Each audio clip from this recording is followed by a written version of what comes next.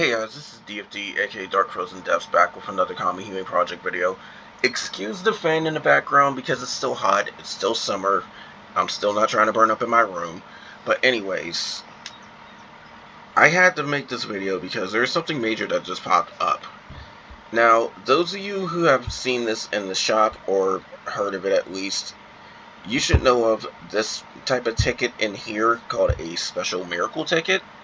And what this thing does is basically is a miracle ticket that lets you pick anything that's existed in the game as long as it's a weapon or an Eidolon.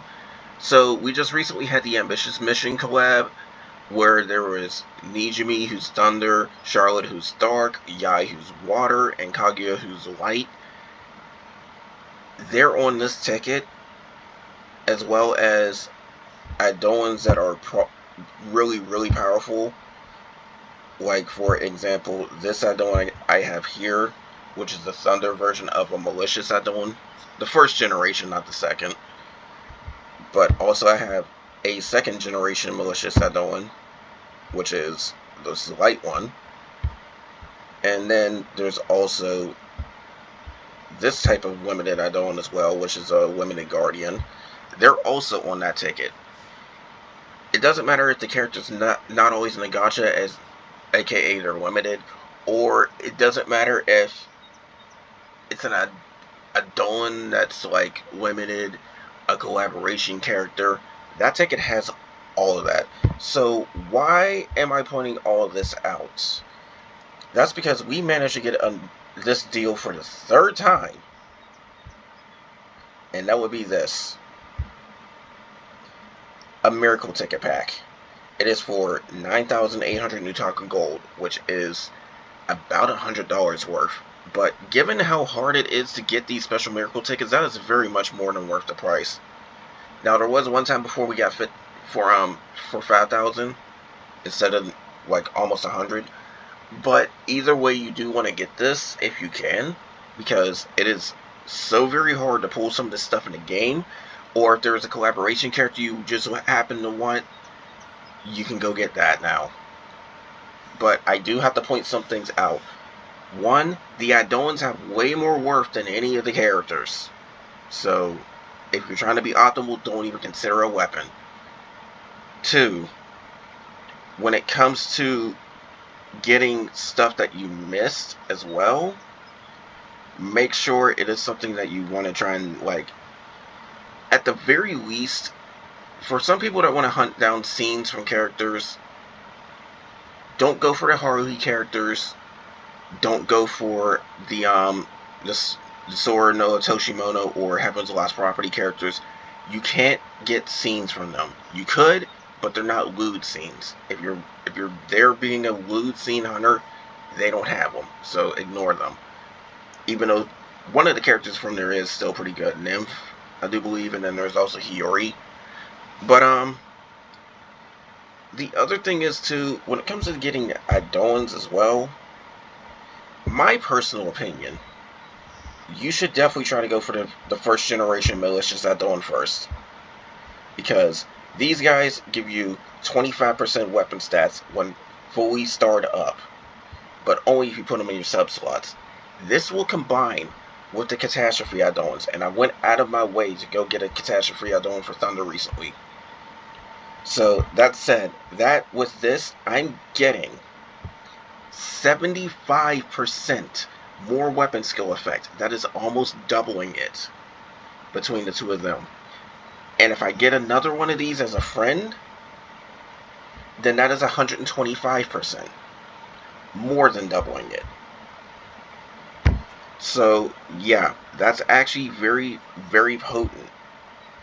Like, for the case of my dark grid right here, since they're the ones I use last, that would be doing something like, say, this HP boost from Defender.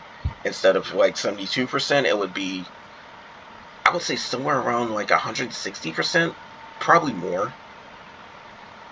And then this Assault, it's a different case because it's not just like doubling it, the Catastrophe Eidolons add some more to it, but you already get the picture. That 167% is going way beyond 300%. This triple attack rate is a different case because it will actually, like, it'll factor everything in before the decay, and then it'll apply a decay onto it, because I'm already past the point where it starts decaying. But then there's Rebellion. That's going to do the same, because I know 150% is the decay point for that. Then normal attack, ability, all of that. Those Generation 1 malicious Eidolons are very powerful for that reason. The Generation 2, however, is also, in my opinion, pretty good, but it depends on your setup. Because what this one would do in subslots adds damage plus to all the damage you deal. Now, I forgot the exact numbers. I do remember it being around, like, I think 70,000 for every ability hit, 150,000 or so for every normal attack, and I think the burst was like either 300,000 or 500,000. I forgot the exact numbers. But this is a very good friend Eidolon for one, because turn 1 you can call out the special attack boost for 1 turn. It's also acting like a 100% Eidolon as well if you pick it as a friend, so that makes it pretty powerful too. But owning your own and putting in subs is that damage plus, and that damage plus is guaranteed damage. And the last event that just ended, the guild competition, that damage plus would also be multiplied. And keep in mind that it's also applying this per every ability event hit too. So say you have an ability that does like 4 hits, then it's getting an extra 280,000 instead of 70,000. And then it's also going to multiply by the final damage. So if it's like 4 times final damage, that 280,000 just became over 1,000,000. You see how it adds up. This is different from the weapons that you get from the Malicious Plus, where it does not care about elemental advantage. That means it works regardless. So, depending on your setup, you may consider this. But also, there's this Eidolon as well. Like I mentioned, the Limited Guardians.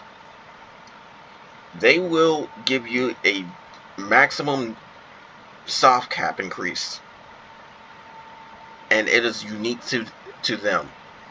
So what it will do is, like, okay, say your burst normally has a soft cap of 2 million because of your weapons or whatever. This adds another 1,000,000 on top of that. Say your normal attacks have a soft cap of about 700,000. Then this is adding another, I do believe, 350,000 to that soft cap. So that said, you can see how it kind of helps. This isn't 100% optimal, and it still depends on your grid, but assuming the highest, the quote-unquote best grids, it will make your damage go so high to the point where this won't matter for normal attack or burst, but it will still matter for ability damage. And ironically, the other way around would be for this Eidolon right here, where it's kind of good for ability damage, but it would be more potent for like burst and normal attack. But if you pick it as a friend Eidolon, and only if you can summon it on turn 1 for this special attack. So it depends on your grid and all that, but all that's still very good.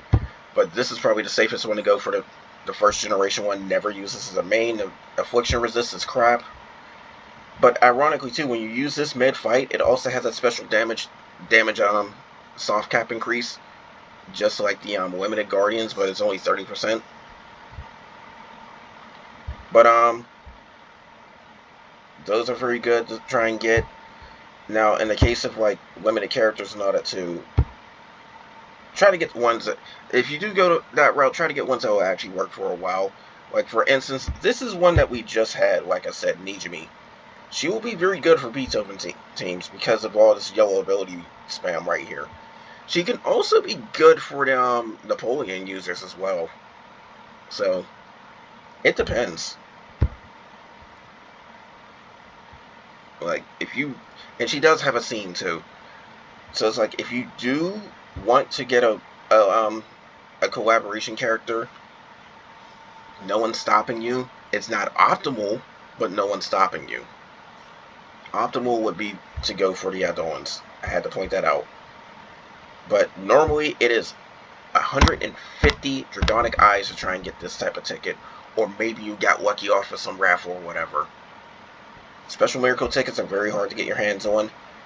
This is a reasonable price right here. A very reasonable price. If anything, I think we're actually underpaying for it. But that's on the devs or whatever if they ever figure that out.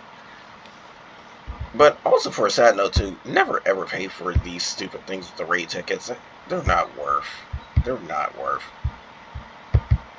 Like, there's one, like if you're paying for you're getting more star coins in the talking gold. That's the only reason I could say that you might get this one with the 30 tickets or that one with the 50, but they're ultimately not really worth. Especially since this is in the shop right now, and this is here until the end of the month. They said till the 31st if you look down here on the news tab right here. Like, this says till the 31st for that. So make your decision pretty soon.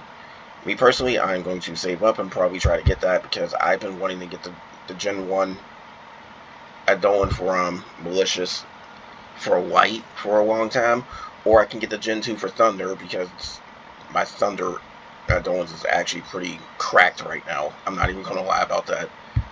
Like, if I filter off just the gacha only for Thunder, they're only really missing the Gen 2.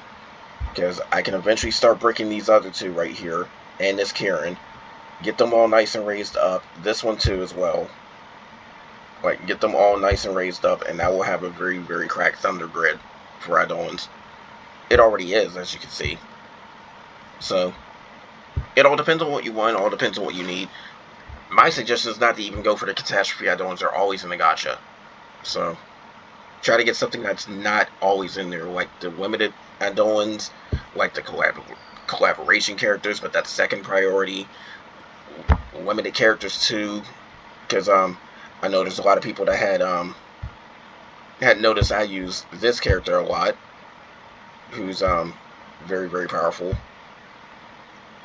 like her, and then on top of that, Zeus as well. But that's the thing. So, like, it depends on, if you're going by priority, don't consider characters. But if you do want somebody that you don't get your hands on all that often, there you go. But I would go for the collaboration characters more. They don't come back. You'll get another shot at Osiris and all that, but somebody like her, she ain't coming back. So, anyways, that's all for that. One more thing to mention too. Like I said a while back, I'm going to try to do another guide video. I'm just waiting for it to cool off enough so I can record that, because I'm not trying to have the fan be in the guide video.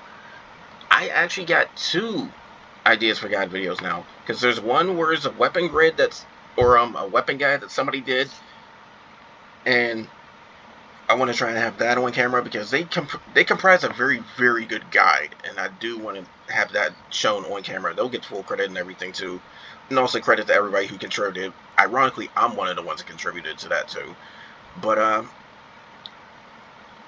it's like a whole bunch of people, like different info sources or whatever that they got it from, and they compiled it into a very, very good list. I want to have that on camera. There's also another one too where there's a lot of people that don't seem to know the difference between damage per turn and damage per second. Because when it comes to building your teams, there's 2 ways of actually optimizing your damage. And when it comes to raids, you want to try and go for damage per second if you can, because that means you have to consider click counts and all that onto your team, and if you're even hitting the reload button, versus damage per time or per turn, which will be something like my white characters, where the elaborate characters, they actually did a whole crap ton of damage in each turn, and they try to maximize each turn. So that's a guide I'll try to do, and I'll try to break that down as well. I'll probably even have to do some runs as well to have some stuff on camera for that. But yeah, that's the whole thing with that. There's a difference between those 2 things, and it's something I do want to point out, because we're getting into content where it's you do want damage per turn. So there's that. But when it comes to these raids, when you see them, especially this event raid too, because they go down pretty quick. But when it comes to stuff like this is where you might want damage per second.